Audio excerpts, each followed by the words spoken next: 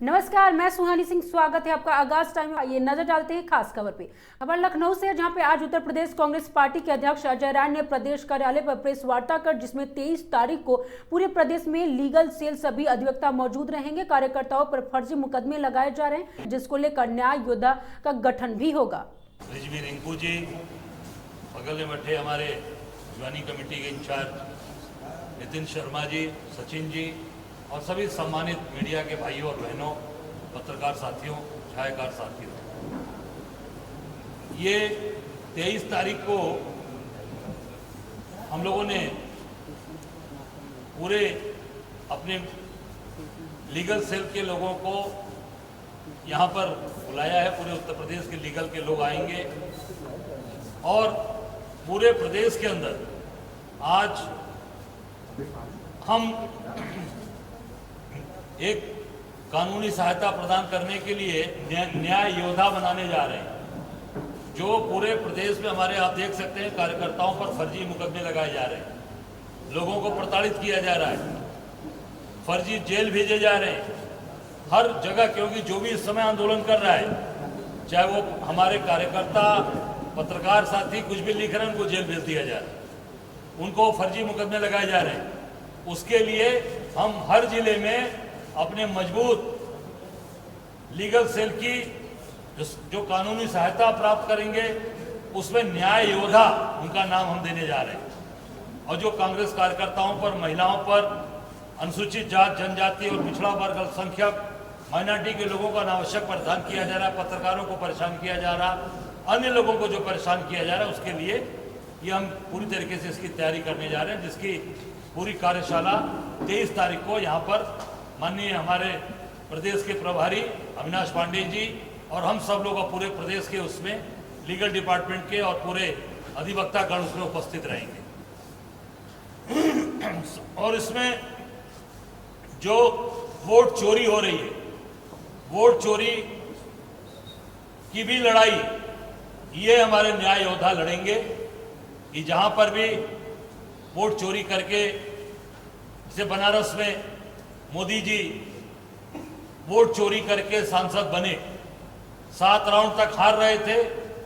7 round के बाद चुनाव आयोग ने अपने अधिकृत वेबसाइट को बंद कर दिया, मीडिया को बाहर कर दिया, सारे मीडिया पर्सन्स को बाहर कर दिया और 4.5-5 में डिक्लेयर करते हैं कि मोदी जी चुनाव 1.5 लाख से जीत गए।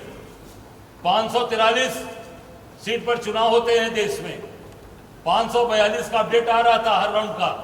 बनारस का अपडेट क्यों बंद कर दिया गया? बनारस का अपडेट इसलिए बंद किया कि मोदी जी चुनाव हार रहे थे, आपने उठाया उस चीज को, उसके बाद आपको भी बाहर किया गया और आयोग ने अपनी वेबसाइट बंद कर दी और मोदी को 1.5 लाख से जीता हुआ दिखा दिया गया।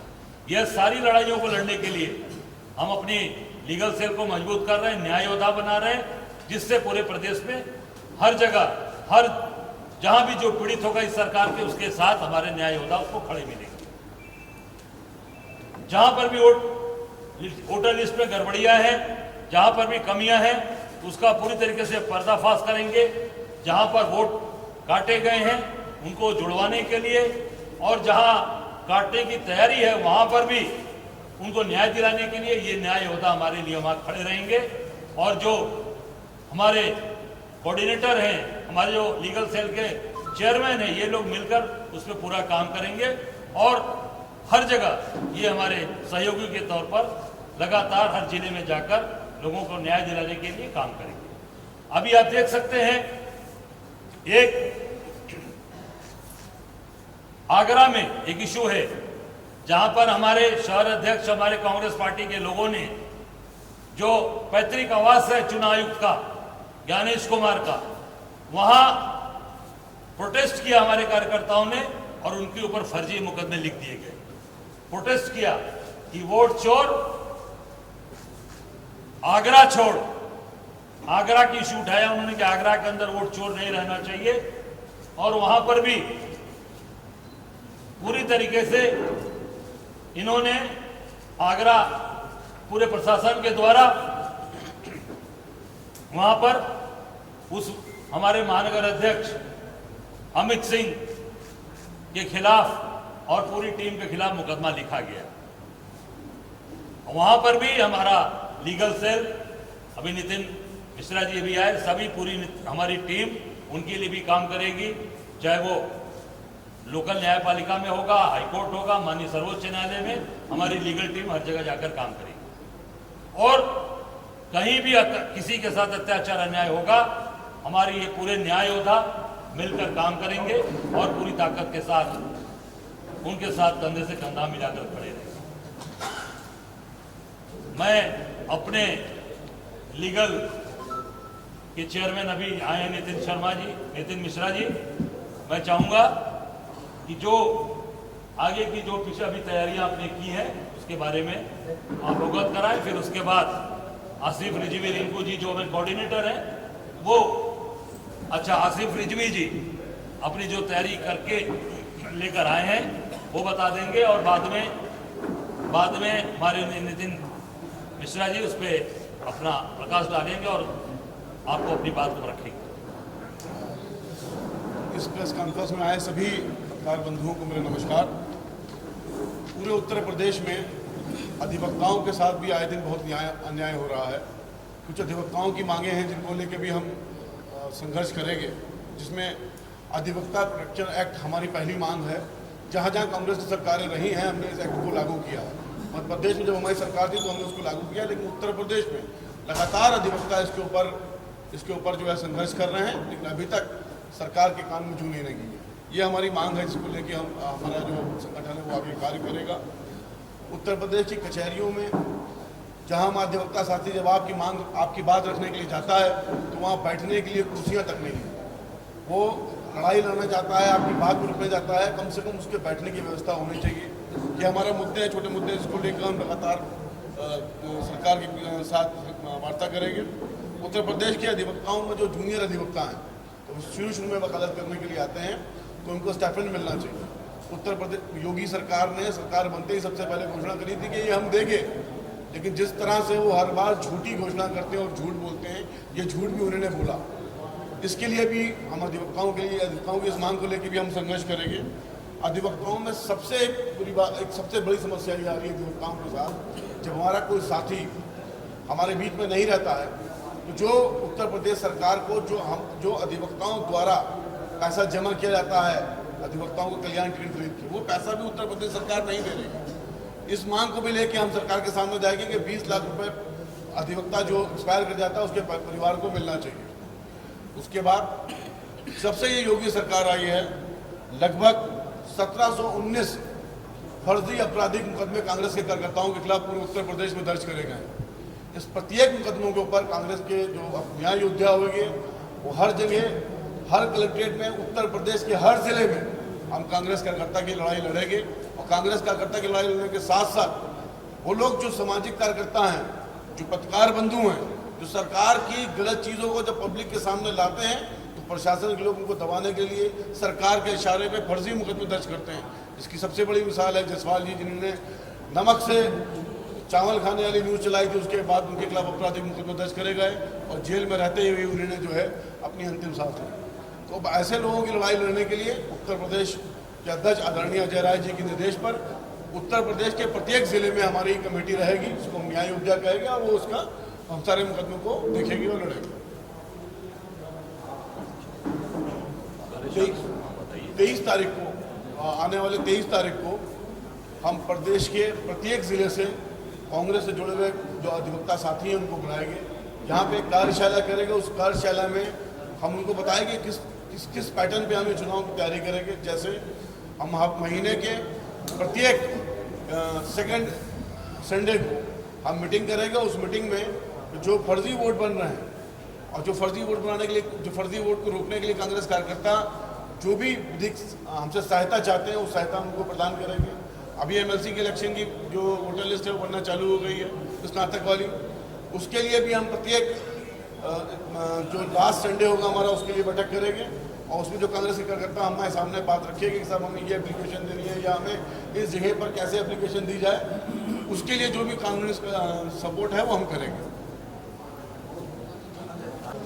नहीं, ये बहुत ही आपने ज्वलंत मुद्दे को उठाया है। पूरे प्रदेश के अंदर खाद जो मिलनी चाहिए किसानों को नहीं मिल रही। पूरी की पूरी खाद यूरिया ये नेपाल तस्करी हो रही है और सरकार इसमें भागीदार है।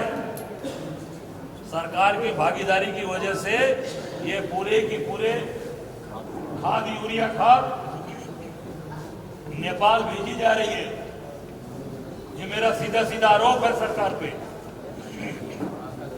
कांग्रेस पार्टी हम अभी आज महामहिम को इस पे हम पत्र राज्यपाल को भेज रहे हैं और इस पे हम बहुत जल्द पूरे प्रदेश के अंदर बड़ा आंदोलन करने जा रहे हैं। हर जिले के अंदर एक बड़ा आंदोलन, हर जिला मुख्यालयों का घेराव होगा और जब तक किसान को न्याय नहीं मिलेगा तब तक वहां से हटेंगे नहीं। जबरदस्त तरीके से पूरे प्रदेश का घेराव करने जा रहे हैं।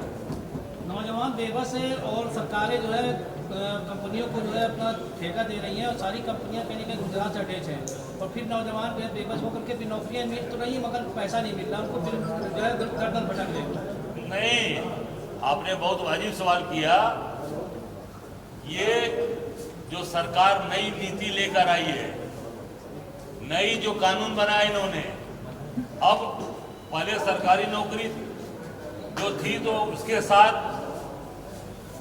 एक एग्रीमेंट के साथ होता था कि भाई वो एग्रीमेंट पे रुक रहेंगे। अब क्या हो गया? अब वो खत्म हो गया। अब एक नया कानून लेकर आए हैं ये, जो 8 घंटे काम करता था व्यक्ति अब वो 12 घंटे करेगा। चेंज कर दिया श्रम विभाग ने, भारत सरकार ने। अब आउटसोर्सिंग होगी। आउटसोर्सिंग, आज रहोगे कल आप उस पद पे रहोगे कि नहीं रहोगे ये ईश्वर जानते हैं।